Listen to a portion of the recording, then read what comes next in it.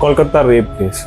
कई दिनों से आपने ये तो सुना होगा कि कोलकाता में जो रेप और मर्डर हुआ उसके ऊपर अभी भी इन्वेस्टिगेशन चल रही है। आज जहां हिंदुस्तान में रक्षाबंधन का त्यौहार मनाया जा रहा है, वहां पे ही हमारी एक बहन है जिसका रेप करके मर्डर कर दिया गया है और उस बहन को अभी तक इंसाफ तक नहीं मिला गया है। जिस इंसान ने उसका रेप किया है उसको अभी तक सजा नहीं हुई है। आज ये चीज सामने आ रही है कि उसका ब्रेन मैपिंग हो रहा है, ये चेक करने के लिए कि क्या वो सच में नॉर्मल इंसान है या कोई विकृत इंसान है।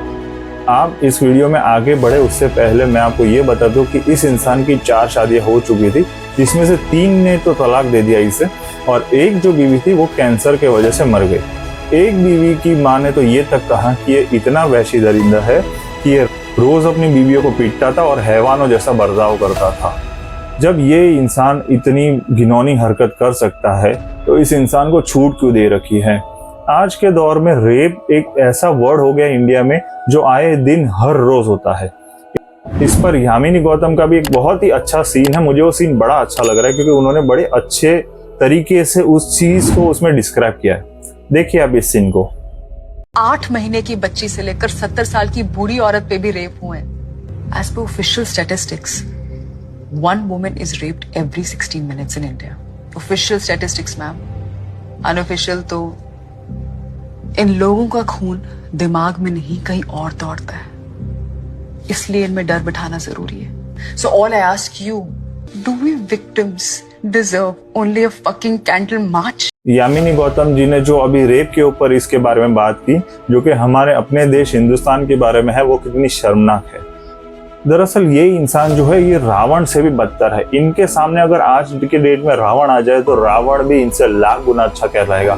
रावण ने भी माँ सीता को छुआ तक नहीं था, पर जहाँ ये लोग जो है वो इस कदर दुष्कर्म पे उतर आया है कि ये लेडीज की रिस्पेक्ट, उनकी इज्जत की परवाह, उनकी डिसीजन की रिस्पेक्ट करना तो दूर, बट इन्हें अपनी कुछ मिनटों की हवस मिटानी होती है। क्यों इसके ऊपर कोई सख्त कानून नहीं लागू किया जाता है। वहाँ की मुख्यमंत्री ने धरना दिया है, पर मेरा ये सवाल है कि उस मुख्यमंत्री ने धरना किसके सामने दिया है। आप अपने स्क्रीन पे देख पा रहे हैं कि हर एक मिनिस्ट्री में उन्होंने अपनी खुद की एम्प्लॉयमेंट रखी है, जहाँ पे हर एक मिनिस्ट्री वो खुद संभाल रही है, तो वो धरना किसके खिलाफ दे रही है। वहां पे उनके अपोजिशन में तो कोई और सरकार भी नहीं है, तो टीएमसी की खुद की सरकार खुद के खिलाफ धरना दे रही है क्या। ये कौन सी मूर्खता का प्रदर्शन हो रहा है वहां पे, जहां पे अब तक राष्ट्रपति शासन लागू हो जाना चाहिए। गिरफ्तारी करके उसका ब्रेन मैपिंग करना, डॉक्टरों के साथ इंक्वायरी करना, इसका क्या मतलब होता है। ये कैंडल मार्च की प्रथा कहां से आई है, जबकि हमारे हनुमान दादा ने तो ये सिखाया है कि अगर आपकी कोई बहू बेटी पे आग उठा के देखे तो लंका तक उन्होंने जला दी थी। ये कैंडल मार्च हमारा कल्चर नहीं है। मुझे तो ये समझ में नहीं आता कि आज के यूथ वेस्टर्न कल्चर को इतना क्यों फॉलो करे। हमारे खुद के सनातन धर्म में इतने सारी चीजें हुई है पहले, क्यों ना हम उसी को फॉलो करें। दरअसल हो तो ये रहा है कि जब रेप होता है तब उसकी चर्चा तो बड़े जोर शोर से हो रही है, बट जो रेपिस्ट है उसको क्या सजा मिल रही इसके ऊपर कोई चर्चा नहीं हो रही। और रेप के ऊपर तो 10 साल की सजा ही सुनाई गई है अब तक। क्यों 10 साल की सजा होती है, क्यों इस चीज पे सीधा फांसी का प्रावधान नहीं आ रहा है। सरकार को किस चीज ने रोक के रखा है कि वो रेप के ऊपर कड़ी से कड़ी सजा ना सुनाए। निर्भया जैसे रेप कांड के बाद गवर्नमेंट को ये रूल लागू कर देना चाहिए था कि वंस प्रूव्ड कि रेप हो चुका है और जिसके ऊपर शक था उसी ने रेप किया, उसको तुरंत उसी वक्त फास्ट ट्रैक कोर्ट बिठा के सजा दे देनी चाहिए। पर अभी तक इसके ऊपर ढीले कानून चल रहे हैं। उसको पहले पकड़ा जाएगा, उसके बाद उसकी ब्रेन मैपिंग होगी, वो किस मानसिकता का शिकार है, उसकी विकृतता क्या है। इन सारी बातों को जानकर हमें क्या करना है, हमें तो उस इंसान को सजा देनी है जिसने ऐसी बर्बरता की है। और अगर जब तक ये चीज नहीं होती, हमें कोई हक नहीं है कि हम नवरात्रि जैसे त्योहार मनाएं, जहाँ पे हम देवी की पूजा तो बड़े जोर शोर से करते हैं, उनको ढोल नगाड़ों से लेके आते हैं, उनके रैली में डीजे बजाते हैं, पर जहाँ पे हम जो जिंदा इंसान है, जो जिंदा औरतें हैं, हम उनकी रिस्पेक्ट नहीं कर सकते। जहां दशहरे में रावण के पुतले को जलाया जाता है, जबकि रावण ने फिर भी अपनी मर्यादा तो नहीं लांघी थी, उसकी जगह पे ऐसे दरिंदों को जलाना चाहिए। क्यों ऐसे जिंदा रावण जो आज के कलयुग के रावण है, इन्हें नहीं जलाया जाता है। और दूसरी बात तो ये है कि रावण जब भी माँ सीता से मिलने गया है वो अपनी बीवी मंदोदरी के बिना एक भी बार नहीं गया है। आप पूरा रामायण उठा के पढ़ सकते हो। तो ऐसे रावण को तो लाख बार अच्छा कहलाएंगे ये जो आज के रावण हैं उन्हें। इनकी तुलना तो रावण से भी नहीं की जा सकती, क्योंकि ये लोग रावण को भी लाख गुना अच्छा कहलाएंगे। और रावण वाकई में इनके सामने बहुत अच्छा है। ज्यादा नहीं, सिर्फ 2 से 3 केस पे अगर गवर्नमेंट ने कड़ी से कड़ी सजा सुना दी, उसके बाद आप मेरी बात नोट करके रखिए कि किसी की हिम्मत नहीं होगी रेप करने की। 2 से 5 मिनट के मजे के लिए आप किसी की जिंदगी कैसे बर्बाद कर सकते हो? आपको हर एक चीज पता होती है। एक बार रेप हो गया उसके बाद आपकी तो जिंदगी बर्बाद होगी ही होगी, जिस इंसान का रेप आपने किया उसकी तक जिंदगी बर्बाद होगी। तो ये 2-5 मिनट के मजे के लिए आप क्यों किसी और की जिंदगी बर्बाद करो? आपको लेडीज के डिसीजन की रिस्पेक्ट करना क्यों नहीं आता है?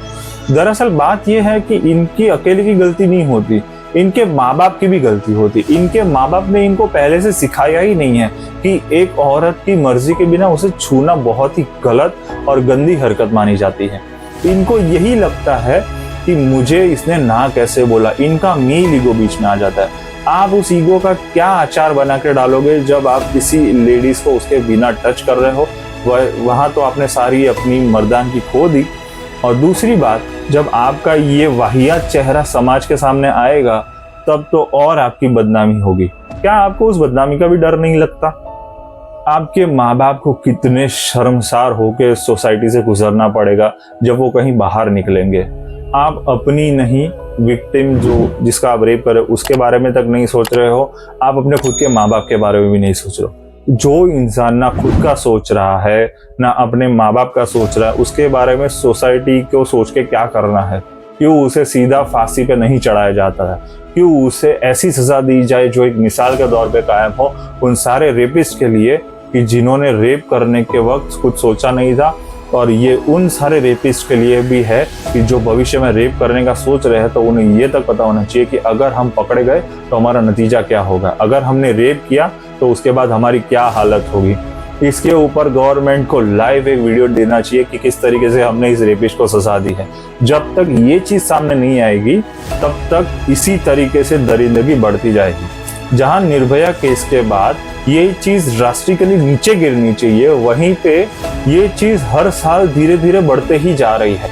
निर्भया कांड के बाद पूरे देश को ये लगा था कि अब इनको ऐसी सजा होगी जो कि एक मिसाल कायम करेगी, और वहां पे तो उनके साथ कुछ अलग ही तरीके से ट्रीटमेंट हुआ जा रहा है। उस लड़की ने जो दर्द सहा है जब वो अपने मुंह से दर्द बयां कर रही थी, वो चीज को सुनने के बाद तो मैं खुद रो पड़ा हूँ।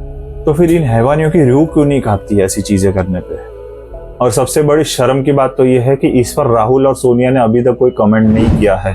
अब वो लोग कहाँ गायब हो गए ये किसी को पता ही नहीं है। क्यों उन्होंने अभी तक इस चीज के ऊपर कोई कमेंट नहीं किया? क्यों उन्होंने भी ममता बनर्जी से रेजिग्नेशन नहीं मांगा है? और वो मांगेंगे भी कैसे, क्योंकि वो खुद उनके INDI गठबंधन में मौजूद है। आज जहां बीजेपी की सरकार है वहां पे अगर कुछ हो जाता है तो वहां पे वो बड़ा अपना मुंह उठा के बोलने चले आएंगे, बट जहां पे उनकी INDI की गठबंधन की सरकार है वहां पे जब ऐसे कांड होते हैं तब वो कौन से बिल में जाके छुप जाते हैं, कौन से चूहे का रूप धारण करके बैठ जाते हैं। ये सारी चीजें घूम फिर पे एक ही आ रही है, रेपिस्ट को सजा मिलनी चाहिए और कड़ी से कड़ी सजा मिलनी चाहिए। जिस तरीके से उस लड़की का रेप हुआ है, वो एक ट्रेनी डॉक्टर थी, 32 घंटे की उसने नॉन स्टॉप ड्यूटी की थी। 32 घंटा, आप 24 घंटे की अगर बात करो, आप 24 घंटा ना सो तब आपकी हालत क्या होगी। उस लड़की ने 32 घंटा बिना सोए अपनी ड्यूटी की है। जहां हमारे हिंदुस्तान में डॉक्टर को भगवान माना जाता है, वहीं पे उन्हीं भगवान के साथ ऐसे दुष्कर्म किए जाते हैं। ये सब कैंडल मार्च निकालने से कुछ नहीं होगा। इनको सीधा पब्लिक के हवाले कीजिए और इनको कड़ी से कड़ी सजा दीजिए। और फिर आप देखिए किस तरीके से दूसरी बार कोई भी इंसान पूरे हिंदुस्तान में रेप करने से पहले 1000 बार सोचेगा। उन्हें ये चीज समझ आ जाएगी कि अगर हमने रेप किया तो हमारे साथ ये चीज हो सकती है। क्यों आज के दौर में उनको ये संस्कार ही नहीं दिए जाते कि लड़की की मर्जी के बिना उसे हाथ नहीं लगाना चाहिए। अगर लड़की को आपने प्रपोज किया, लड़की को आपने अप्रोच किया, पर अगर वो आपको ना बोलती है तो उसकी ना ही रहेगी और उसकी ना को रिस्पेक्ट करना चाहिए। This is your maturity. या तो उसकी ज़िंदगी बर्बाद करने की कोशिश करते हो, या तो आप उसको किसी भी तरीके से हासिल करने की कोशिश करते हो। लड़की कोई चीज़ नहीं है कि जिसे आपको कोई भी कीमत पे हासिल करना है। लड़की एक जीती जागती इंसान है। जैसे आप हो वैसे ही वो लड़की भी एक इंसान है। हर एक लड़की की रिस्पेक्ट होनी ही चाहिए। अगर आप ये चीज़ नहीं कर रहे हो तो आपको भारत देश में रहने का कोई अधिकार नहीं है। हमारे सनातन में ये सिखाया गया है कि माँ दुर्गा हो, माँ पार्वती हो, माँ सरस्वती हो, ये सारी जो भी औरतों के रूप में इन देवियों ने अपना जो रूप धारण किया है, उन देवियों की हम मंदिर में बिठा के पूजा तो करते हैं, पर वास्तविकता में क्या हम उनकी पूजा कर रहे हैं? आपके आसपास की जो लेडीज है उन्हें आप गंदी नज़रों से देखते रहते हो, उन पे आप हाथ डालते हो, गंदी नज़रें डालते हो, फिर आप किस मुंह से एक माँ की पूजा कर रहे हो? इस वीडियो में मेरी आपसे यही गुजारिश है कि इस वीडियो को इतना शेयर कीजिए कि गवर्नमेंट तक ये वीडियो पहुंचे और जल्द से जल्द इस चीज़ पे कोई सख्त कानून लागू किया जाए। रोज़ सुबह उठ के न्यूज़ में यही देखना कि आज इसका रेप हुआ, आज उसका रेप हुआ, इसका रेप करके मर्डर किया, ये अब हद से ज़्यादा बढ़ रहा है। आप कभी भी सुबह उठ के न्यूज़ चैनल चालू करेंगे तो उसमें यही चीज़ आपको सामने मिलेगी कि आज इस शहर में रेप हुआ, आज इस गाँव में रेप हुआ, नाबालिग का रेप होता है, 2 साल की बच्ची का रेप होता है, 60 साल की औरत तक का रेप होता है। क्यों इस तरीके से हैवानगी फैलाई जाती है? क्यों ऐसे हैवानों को किसी चीज़ का खौफ नहीं होता? क्यों ऐसे हैवान खुलेआम खुली हवा में सांस कैसे ले सकते हैं? गवर्नमेंट को इस चीज़ पे जल्द से जल्द कार्रवाई करनी होगी, यही मेरी आपसे विनती है। जल्द से जल्द इस चीज़ के ऊपर हम सब प्रेशर बनाए गवर्नमेंट पे, ताकि वो इस चीज़ के ऊपर ठोस कदम उठाए और इन रेपिस्ट को ये चीज़ समझ आ जाए कि इंडिया में अब इतने ढीले ढाले कानून नहीं है। हमने अगर रेप किया तो हमारा क्या हाल होगा। जय श्री राम।